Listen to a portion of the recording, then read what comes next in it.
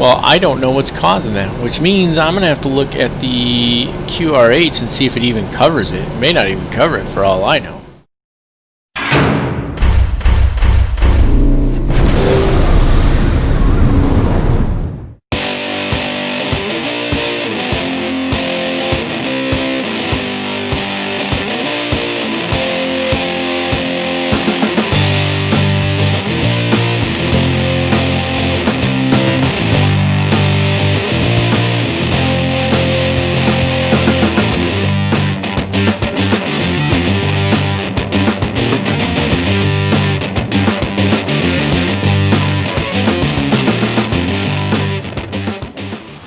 Hello YouTube, Captain Mac here, and welcome back to the life of a virtual airline pilot.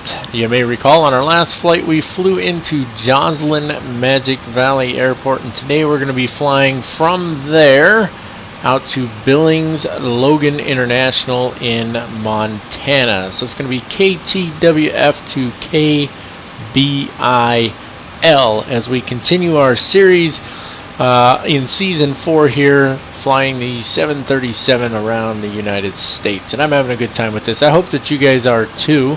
Let's take a look at our flight plan for the day using our Sim Toolkit Pro. There you see it, Joslin Magic Valley to Billings Logan International. Another short flight today, air distance only 351 nautical miles. We're going to go up to flight level 350, and our trip fuel is a mere 5,902 pounds with a final reserve of 2502. Block fuel is 13,884 pounds, so we should land with quite a bit more than our final reserves, provided we don't use the contingency fuel or need to fly to our alternate. Let's take a look at our loads for the day. 181 packs on board, 1,000 pounds of cargo. I beefed that up a little bit myself. Payload is 42,600 pounds with a zero fuel weight of 134,500 pounds, well under our max zero fuel weight.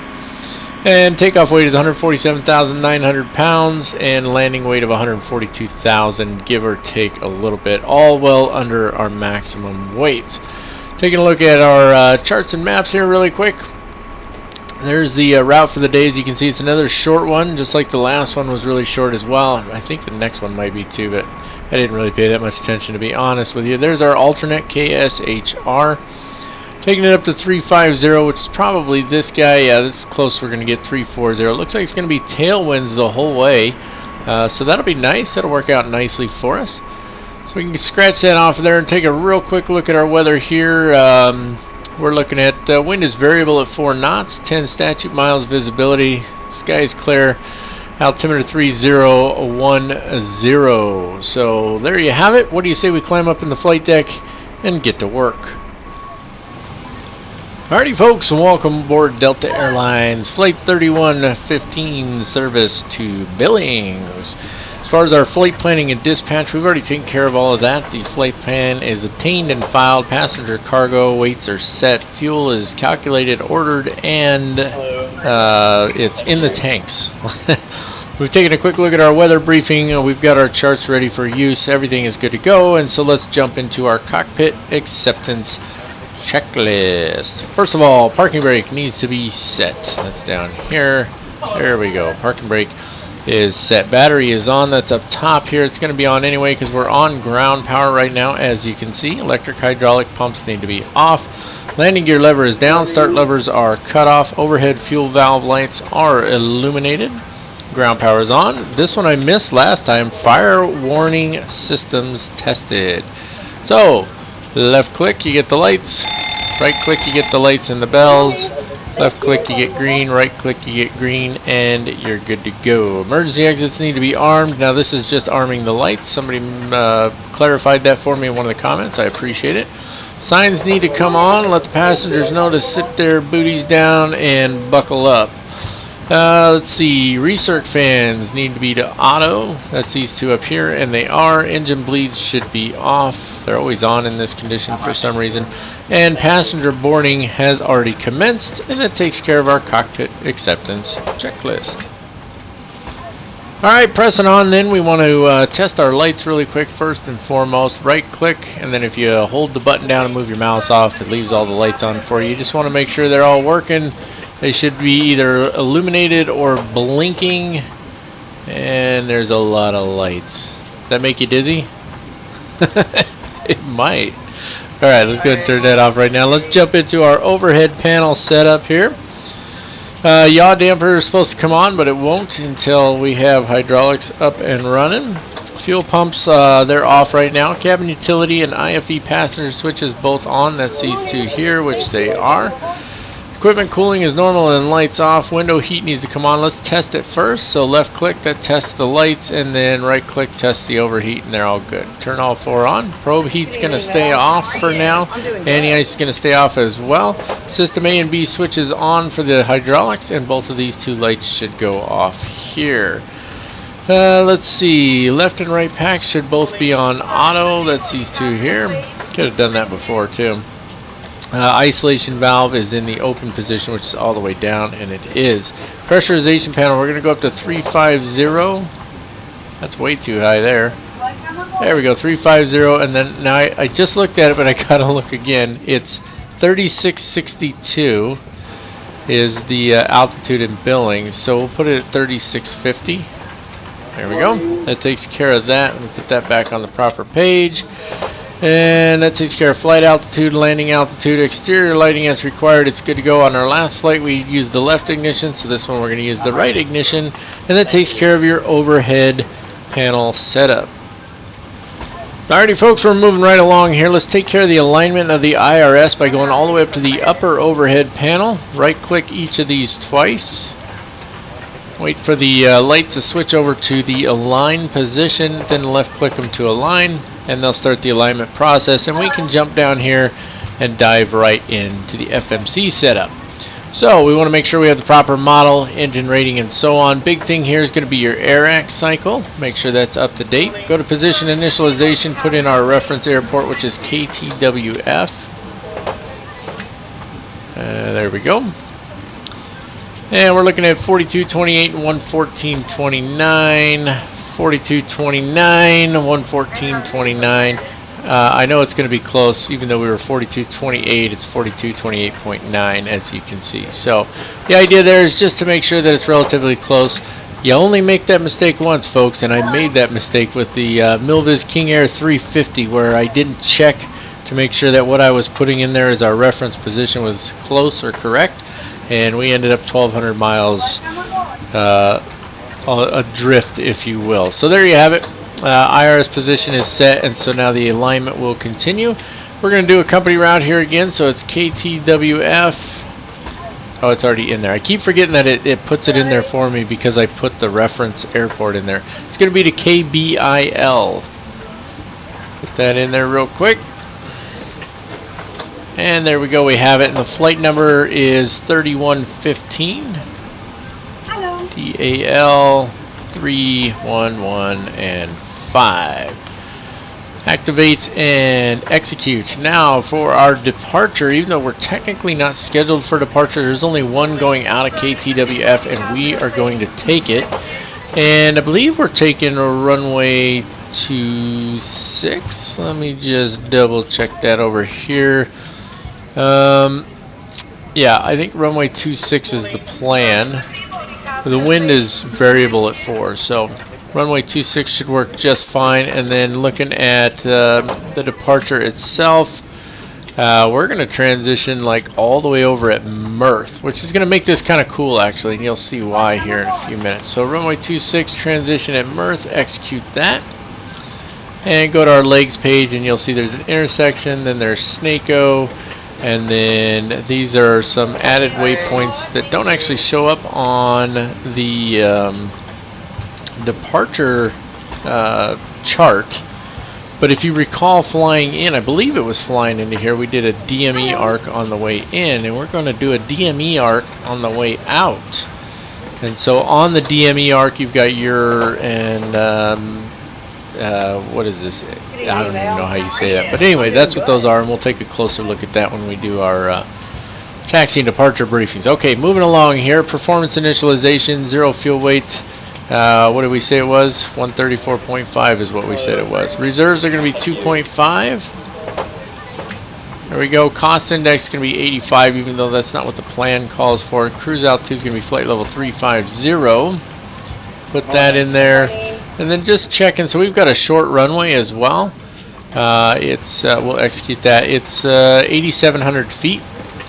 We're not super heavy by any means, but we are going to do a normal takeoff and a normal climb. And the reason for that is twofold. Number one, we do have the shorter runway. We are up pretty high, 4,000 feet, even though we do have pretty high pressure today, which would make the aircraft behave as if it was at a lower altitude. That's a whole different discussion. But anyway, the point is, we're relatively high. We got a short runway, and we have a short flight, and I want to make sure we get all the way up to cruise altitude without any problems. Make sense to everybody? I'm sure it does. All right, flaps are still going to be 5. We don't need any more than that. Center of gravity should be right around 24 and change, 25 and change. And that's going to put us at 140, 143. There's a hiccup for you. And 147. And that, ladies and gentlemen, takes care of your FMC setup and flight planning. All right, let's take a look at our taxi and departure brief for the day. Starting up here with our briefing strip. Again, we're at 4,154 feet. That's our elevation. The ASOS, which is similar to ATIS, is a 135.02. Twin Falls clearance on 23.65 and ground on 21.7. Towers on 18.2 or CTAF, and then you've got Unicom on 22.95. Twin Falls departure on 26.7, and Salt Lake Center when departures inoperable on 18.05. Now we are right around in here. We're going to take the Alpha taxiway back here to hold short of runway 26. It's pretty straightforward. We shouldn't have any issues with these hot spots or anything like that. And then there are some takeoff minimums for our obstacle clearance, obstacle departure procedure. You got to have adequate visual reference of a quarter nautical mile, and yeah, that's about the gist of it.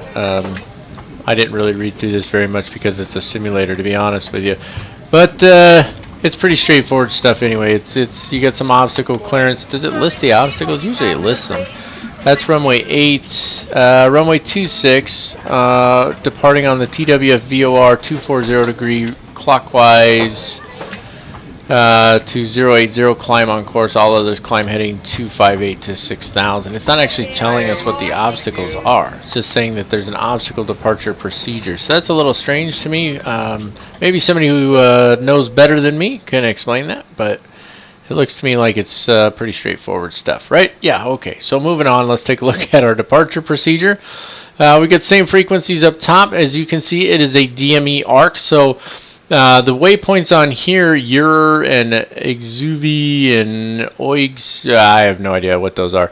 Those all show up in our legs page, but we've also got some in between, and I think that's just the aircraft creating those to maintain this arc.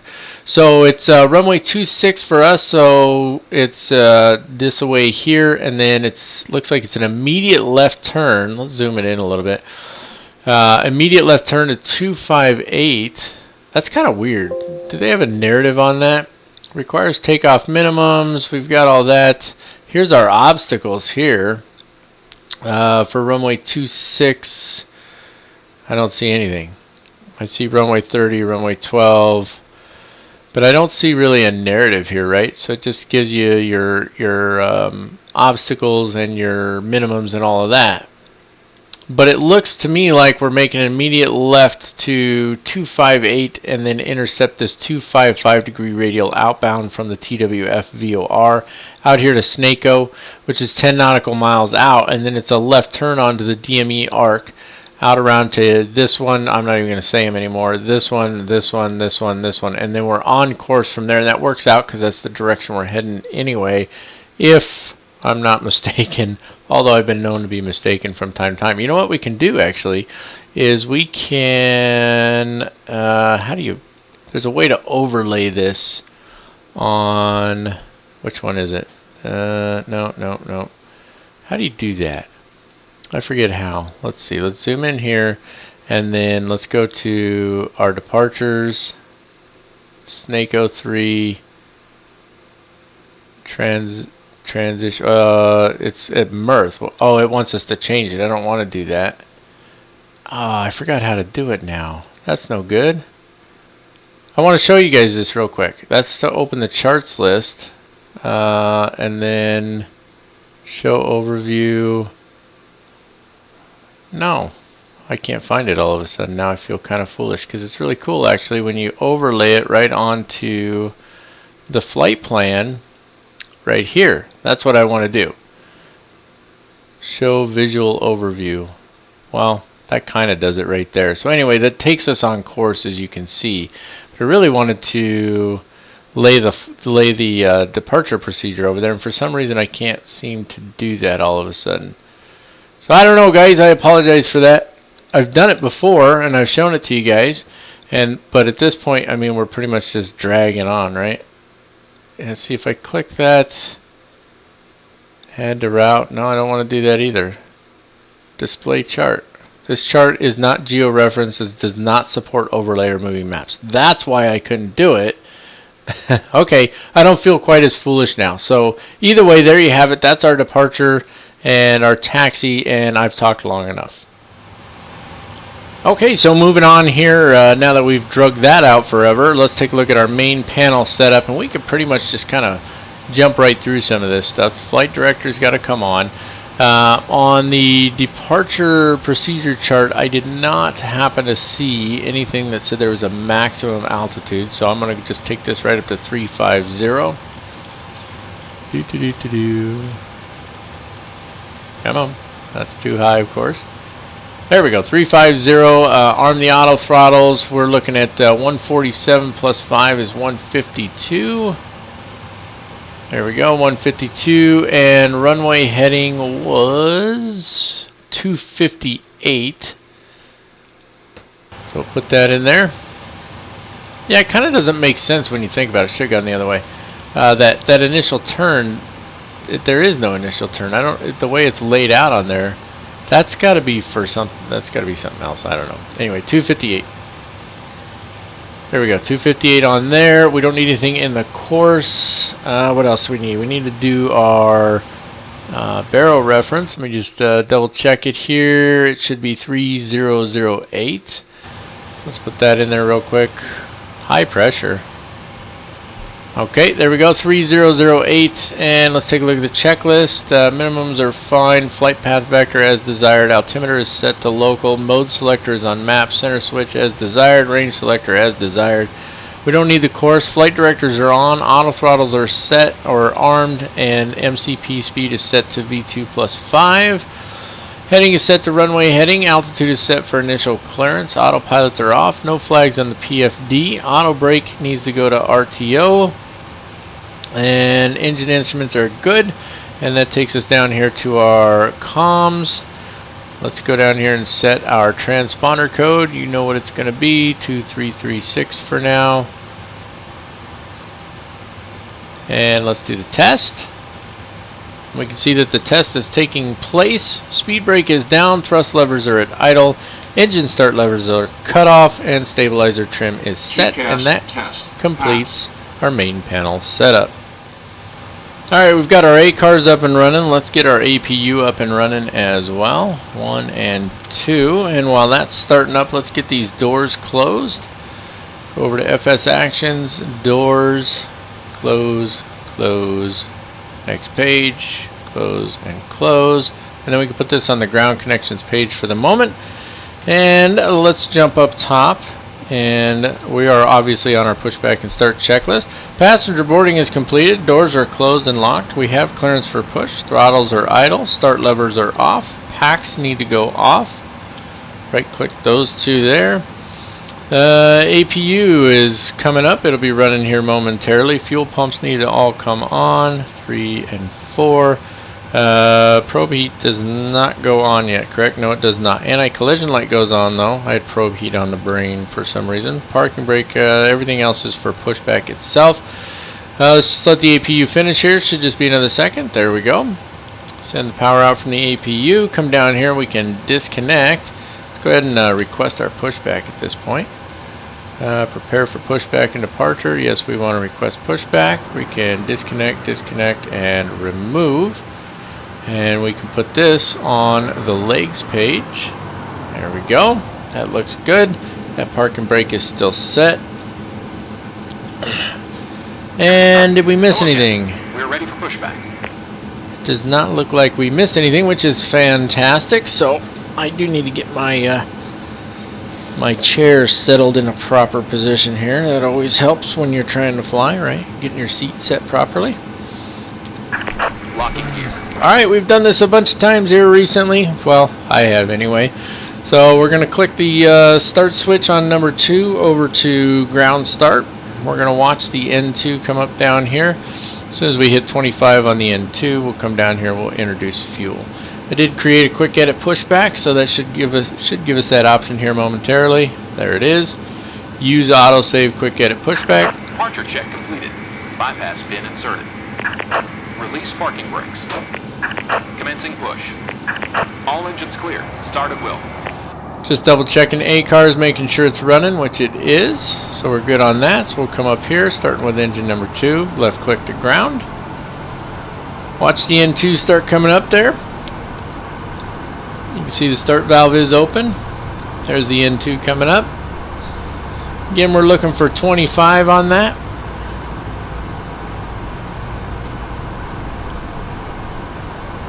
There's 24 and 25. Go ahead and introduce fuel.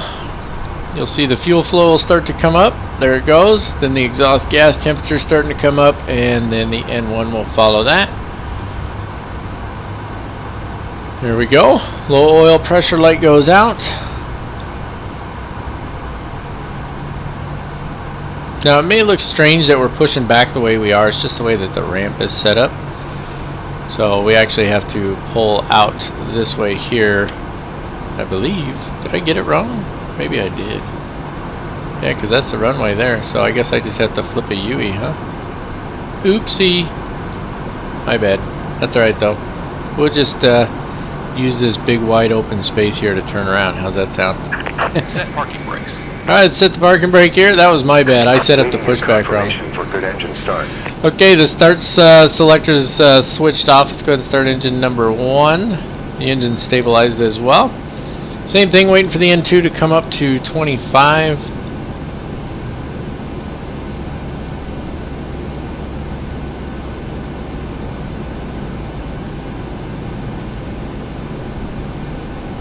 There's 23, 4, and 5. There we go. Fuel flow will start coming up. There it is. Exhaust gas temperature starts coming up. Low oil pressure light goes out. N1 starts coming up. And everything is looking good. So I will come back on here once the engines are started, and we'll take care of our after start and before taxi checklist. Alright, I've already confirmed a good engine start with them. Let's take a look at our after start checklist. Engine generators need to come on. That's up top here. You're going to click on both of them. Just left click them. Probe heat needs to go on as well. And while I'm thinking about it, let's put that yaw damper on. Engine bleeds should go on. There we go. Packs come on as well. They go to auto. Isolation valve goes to auto as well. Right click it once. APU bleed goes off. APU switch goes off. External lights as required. Let's get our wing and our wing lights on. Anti-collisions are already on. Strobes stay where they're at. We don't need the logo lights. We can go ahead and turn on the taxi lights. Might shine in their face a little bit, but they'll get over it. And let's check the recall here.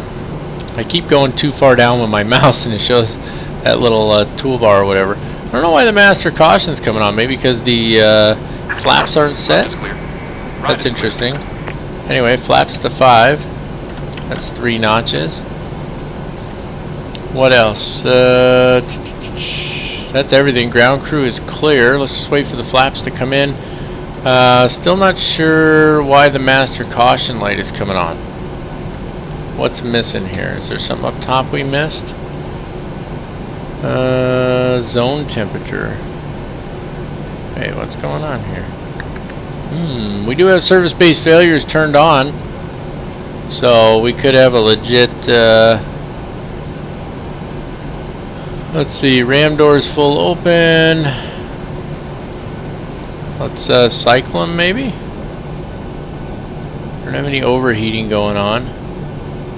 Everything's where it's supposed to be, right? But we're still getting zone temp warnings. Is it cold outside? It shouldn't be. It's summer. It's 31 degrees, for goodness sakes. It's definitely not cold outside. Well, I don't know what's causing that, which means I'm going to have to look at the QRH and see if it even covers it. It may not even cover it for all I know. In which case, we'll have to see where we go from there, right? Alright, so I'll be back momentarily. Alrighty, so for a quick reference handbook, it can be a little hard to find things sometimes, but I did find it. Alright, so the zone temp issue is, it occurs when one or more of these things occur. Either a zone duct has overheated or the flight deck temperature control has failed.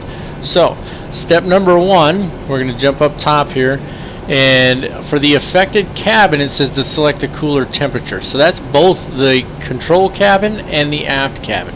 So we're going to switch these all the way down. We're going to select them to cool. Not that far. There we go. It's nice and cool. Alright, so this is step 1, and it says that this prevents the trim air modulating valve from returning to an overheat condition. Step 2 is the trip reset switch. We need to push it. That's this guy down here. We're going to push this switch, and it says the zone temp light extinguishes if the duct temperature has cooled below limits. Alright, and then it says number 3, if duct temperature increases rapidly, trim air switch off. So I'm assuming,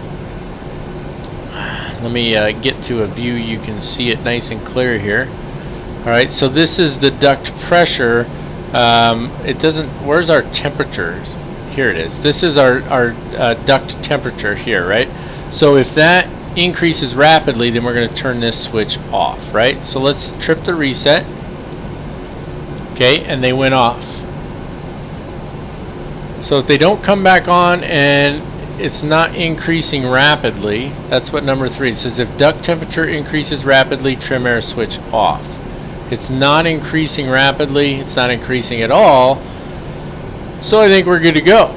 So there you have it, ladies and gentlemen. We've had our first failure, if you will. It wasn't really a failure, but we will probably need to do some maintenance on the aircraft once we land. But I think we're good to go for departure here. Let me set my chair again. Here we go. Alright, tracker coming on a little jump here. Oh, that was a big jump actually.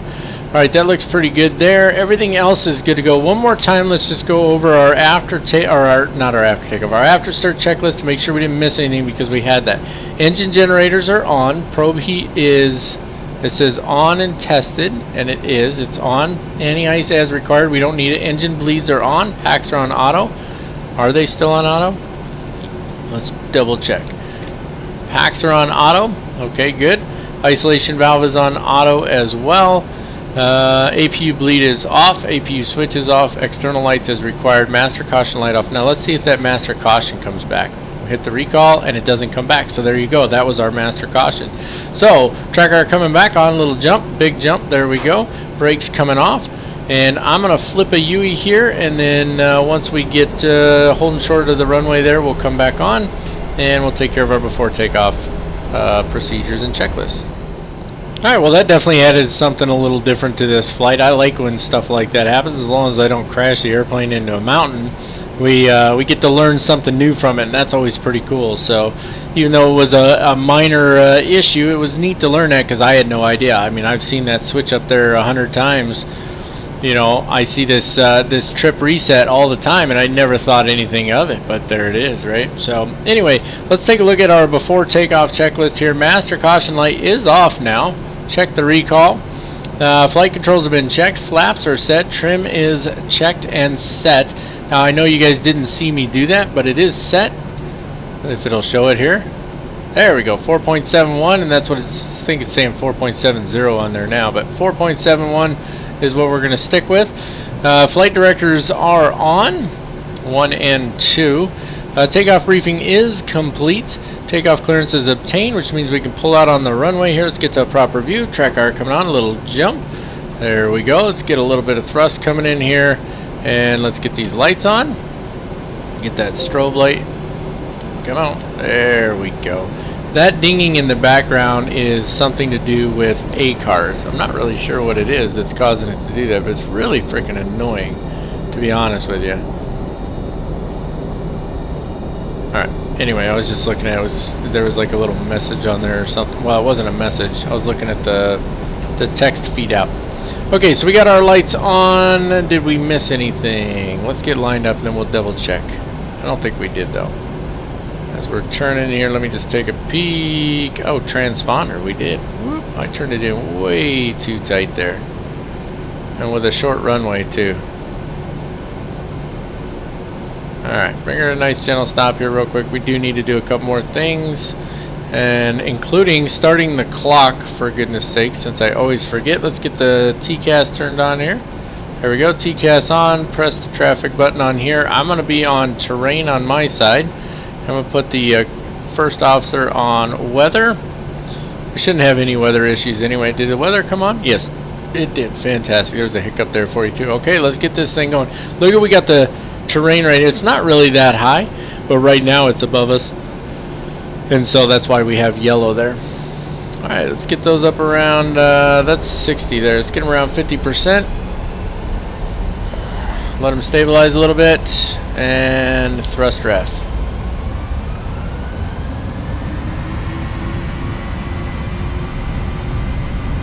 There we go.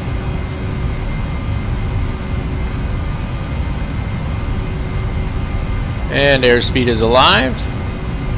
Definitely getting some crosswind here. You can't tell, but I've got, there's 80 knots. I've got quite a bit of left rudder in right now to hold her straight down the middle here. I might have been able to deal with the extra call-outs. Boy, it's using up this runway. V1. Rotate. Ooh, look at that. It's a good thing we used normal takeoff, isn't it? Positive ready to climb gear coming up.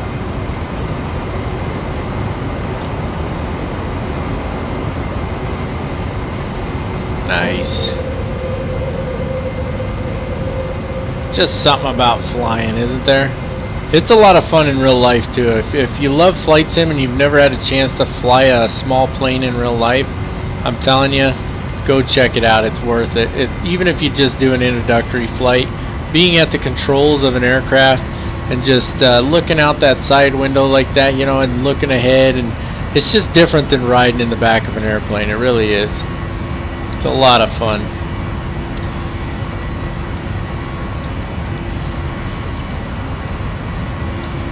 Alright, so we're just following our flight director here. I want to fly some of this DME arc myself, so we'll probably just stick it out for a little bit here. Still wants us to climb pretty fast because of the terrain around here, I'm sure. Even though we're pretty well above the terrain now, so just trying to kind of get the trim to settle where I want it. We're looking good though.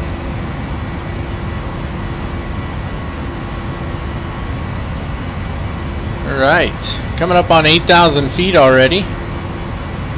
Speed's looking good. It's holding right there. I don't know why it hasn't gone up. Oh, it's still just sitting at 152. That's kind of interesting, shouldn't it? Oh, you know what? Because I didn't put LNAV and VNAV on. I usually arm those. You don't have to arm them until after takeoff. But you see now there it jumped up to 230, so it's going to have us bring the nose down now. That's alright. That's what I wanted anyway. Start getting that speed coming up a little bit. We don't want to miss that waypoint there. It'll be a little touchy about it sometimes. Going to flaps 2 here.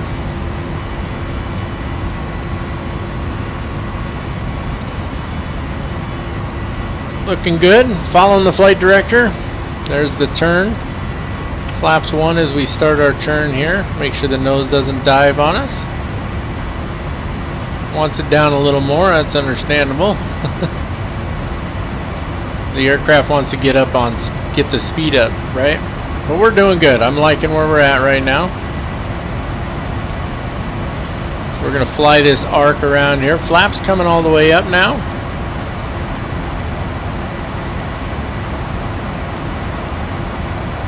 There we go. And it's going to want to start bringing the nose up just a little bit here. Well, not yet. It wants to go 325. There's 10,000 right there. Let's go and get those landing lights off. There we go. Looking good on that. And I just want to fly a little bit of this DME arc here. Let's get the nose to come down just a wee bit more. Just adjusting the trim a little bit. There we go. You don't want to overdo it, right? Move the yoke first. That's the key. You move the yoke first, right? And then if you're holding pressure on the yoke, you give it a little bit of trim and let a little of that pressure go. In a real aircraft, you can feel the pressure change. Especially, I don't know how it is in a 737. I'm sure it's similar, but like in a Cessna, a little Cessna 172, when you change that trim, you can feel the pressure on the yoke change.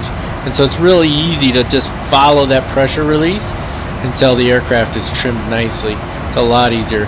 So because of our speed, we kind of overshot that arc a little bit. You can see there. I'm going to go ahead and bring the autopilot on now, just so that we're not sitting here forever staring at this thing. It is a lot of fun to fly by hand. Track arc coming off, a little jump. There we go. If you don't hand fly at all, take the time, start with a smaller airplane and do a little hand flying, guys. Trust me, you won't regret it. It is fun to hand fly, but we do need to get pressing on here just to keep the video within the time parameters I'm shooting for. So let's take a look at our after takeoff checklist. The gear is up, the flaps are up, gear needs to go off, auto brakes are off.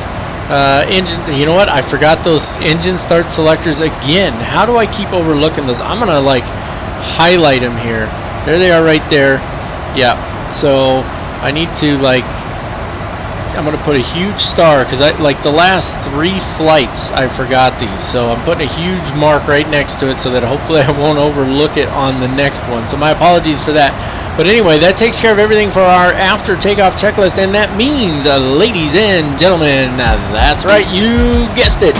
It is time once again for some of that obligatory elevator music.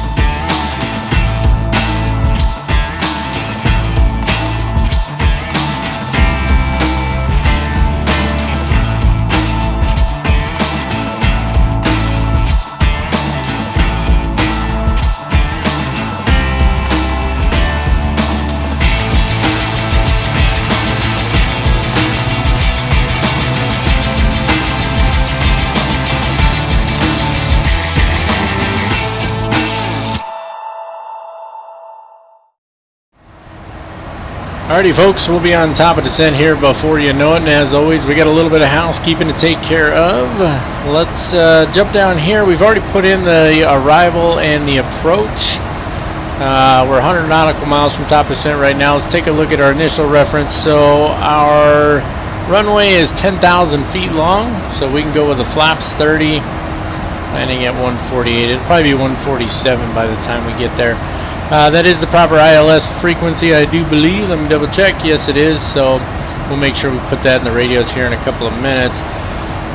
So destination runway is selected, approach is selected, and the FMC initial reference page has been taken care of. Let's take a look actually before we do that. What do we need? 5300 on here. Bring that down. And I'll double check here and we'll see if there's any altitude restrictions for the arrival that because I just glanced at it. There's 5300 there. Let's take a look at this arrival and approach briefing real quick using Sim Toolkit Pro once again. Yeah, so we definitely have a couple here. It's at or above 15,000 at JCUG, and again at Yalston. We'll go back and take a look at that here in a second. ATIS is on 126.3, airport elevation 3,662 feet. For us, it's going to be all the way down here to Grant at or above 11,000, max 250. So we'll double check and make sure that the FMC has these altitude restrictions in there, and if so, we'll carry on as is. We're not going to use Grizz on this one, and I'll show you why here in just a minute. We're using runway 10 left, so from Grant it's on track 348. It's vectors from there is what it is, so no big deal. Let's take a look at the approach itself, and give me 2 seconds here because I'm going to talk to my wife. Alright, so most of you already know that we just had a we had a baby boy recently, and so we were just talking about some stuff with his formula and whatnot, and obviously that takes priority over flight sim, so we just paused things for a minute. Hold on. Coughing in your face there. So we just paused things for a minute, now we'll pick it right back up where we left off. Let's take care of our approach briefing. ATIS is on 126.3. Billings approach on 120.5, tower on 27.2, and ground on 21.9. It is the ILS Yankee 10 left approach. Localizer frequency is 111.5 with a final approach course of 102 degrees. Glide slope intercept at Hexos at 5,300 feet. ILS decision altitude 3,785 feet or 200 feet on the radio altimeter. In case of missed approach, climb to 4,500 feet, then a climbing right turn to 6,000 feet inbound on the Billings VOR 122 degree radial to the Billings VOR, and then hold. There's a hiccup for you. Transition altitude at 18,000 feet. We do have some minimum safe altitudes to consider here. 6,300 feet in the sector that we'll be flying through, and you can see we're coming in out here at Larson, and the way it was before, and this is why I wanted to mention it. So Grizz is like right here, right in here. So to go to Grizz and then to Larson wouldn't make any sense. We're already going to have a pretty sharp turn, and we're going to be probably riding the speed brakes as we turn on to Larson. From there it's on to looks like Y-Bone, then Hexos, then Zobum. You can see on the profile view here 5,300 feet at Hexos for the glide slope intercept, and then Zobum 4,360 feet. And then on in from there. It is the Mauser lights. Those are medium intensity approach lights with runway alignment indicators. I have that written down in case you're wondering. Yeah, that's pretty much the gist of it. We do need, we should have a runway visual range of 2,400 feet or 1/2 statute mile, which we do. Happy lights on the left hand side, and that takes care of your arrival and approach briefings.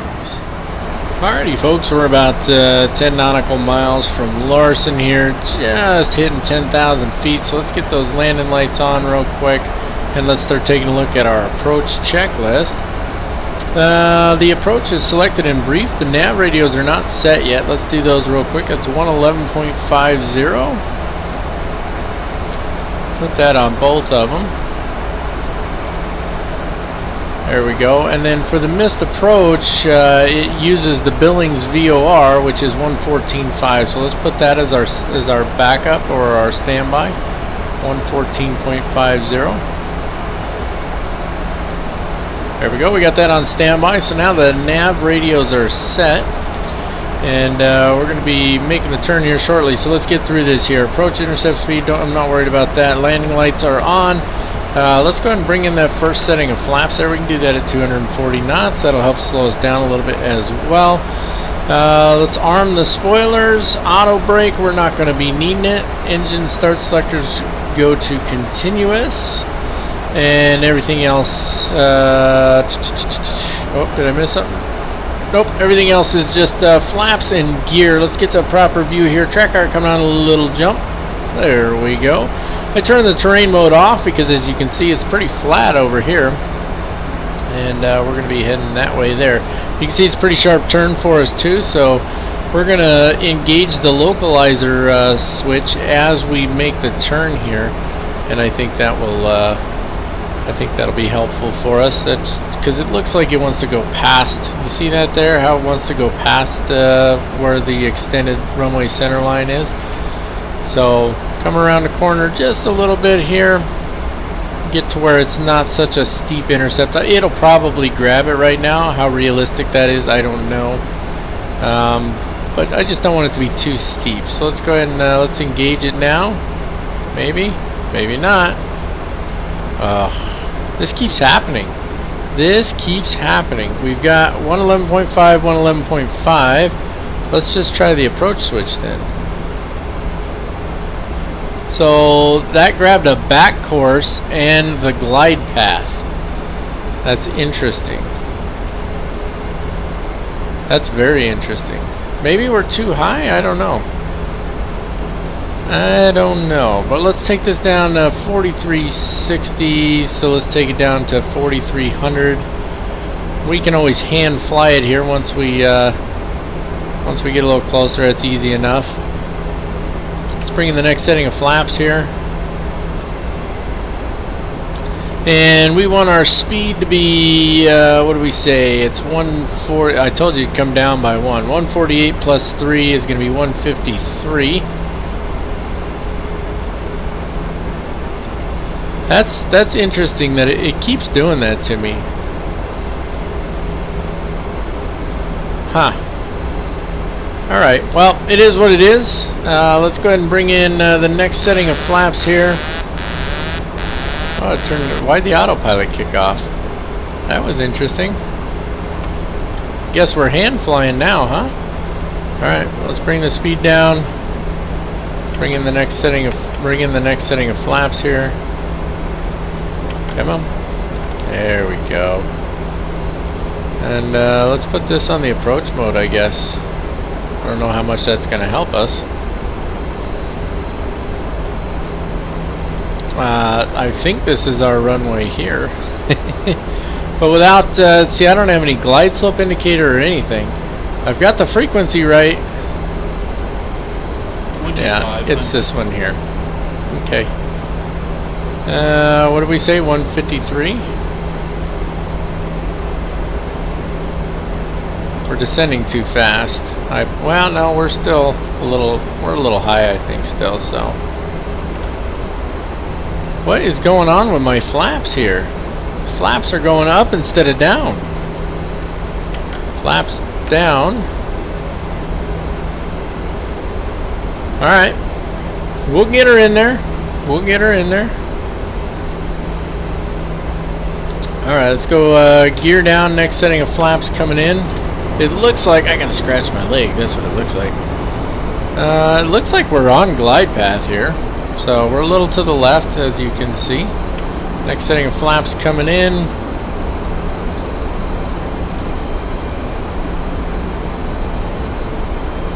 We are landing flaps 30 on this one. There's 25. And there's 30 coming in.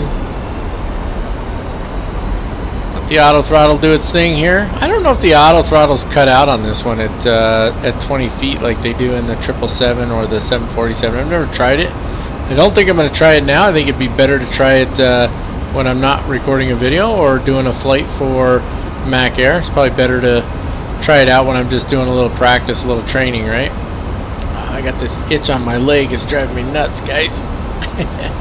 Looks like we're probably just a little high here, but we should come right onto the glide path here shortly.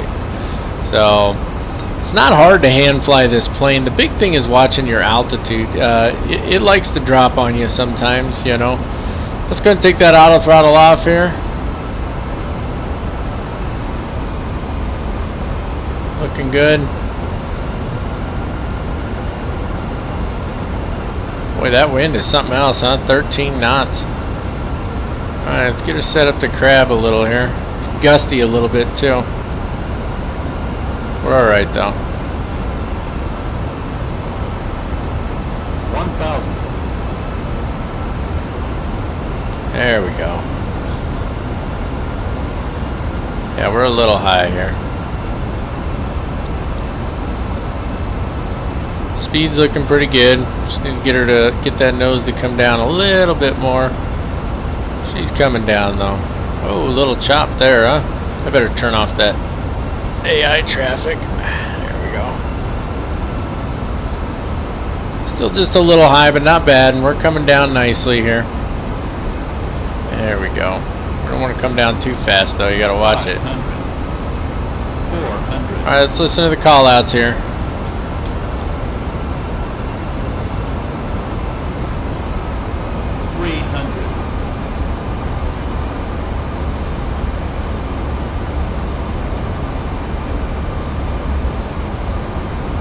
200. Boy, it is windy. 100. Continue. Never got a minimums call.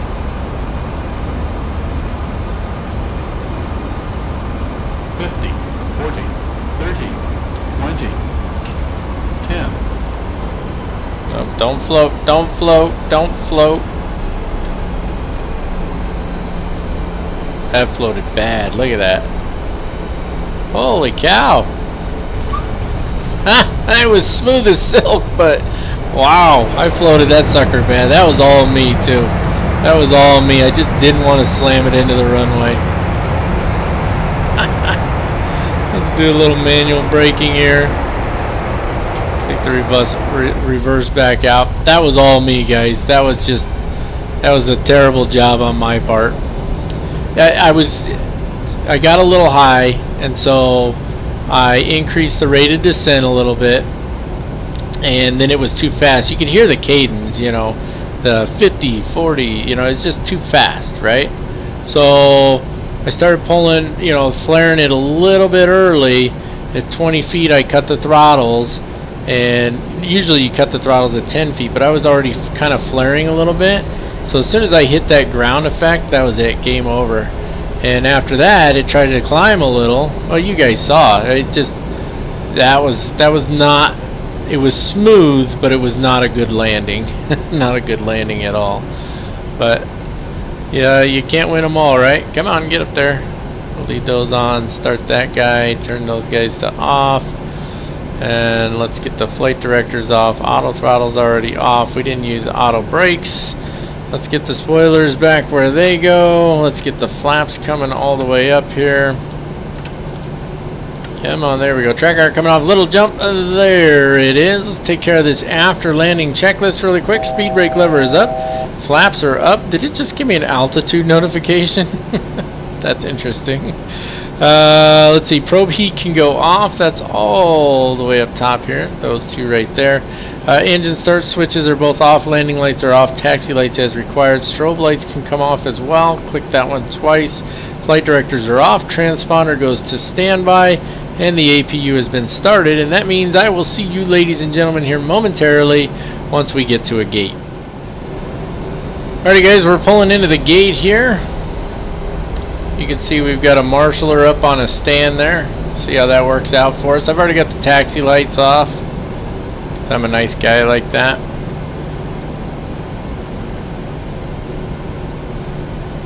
Looking pretty good so far.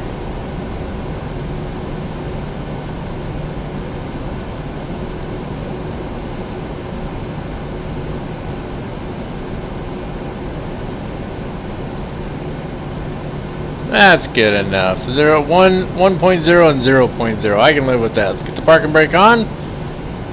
There we go. Tracker coming off, little jump. There it is. Let's get the APU running, or get the power from the APU going. Shut down the engines. 1 and 2.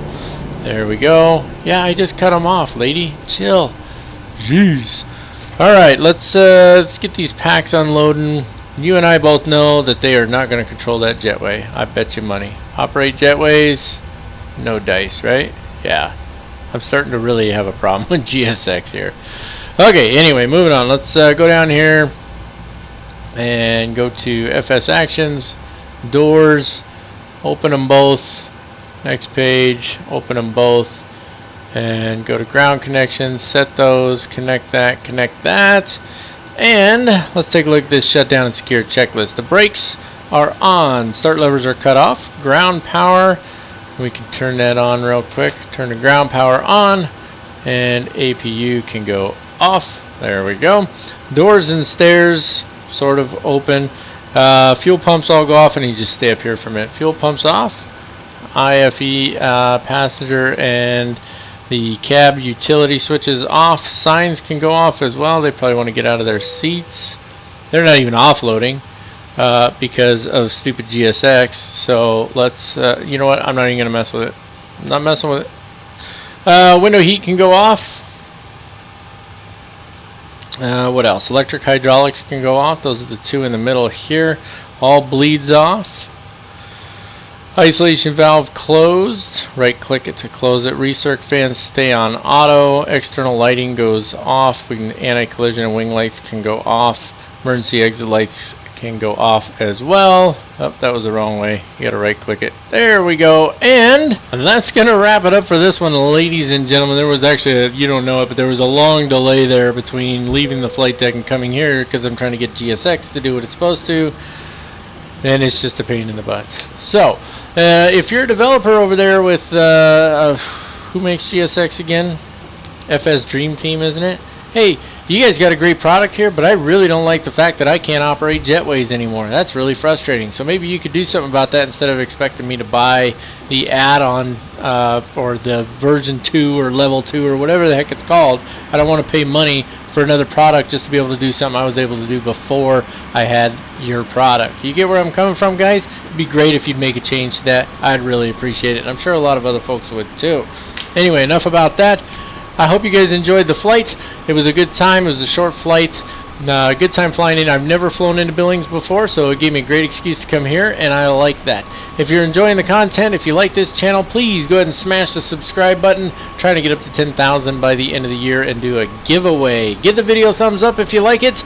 Lets me know that I'm doing a good job. And if you don't, you can give it a thumbs down. But if you're going to do that, please leave something constructive yet kind in the comments section. If it's nasty, ugly, or silly, or, well, I don't care about silly, but if it's just rude, I'll just delete it. But otherwise, I'm always open to suggestions, and I'm all for learning. And I know that there are lots of you that know a lot more about this than I do. So please leave something down in the comments. And with that being said, folks, I'm going to go make some hamburgers. So until next time, as always, keep the blue side up unless otherwise instructed by ATC. God bless you all and have an absolutely wonderful day.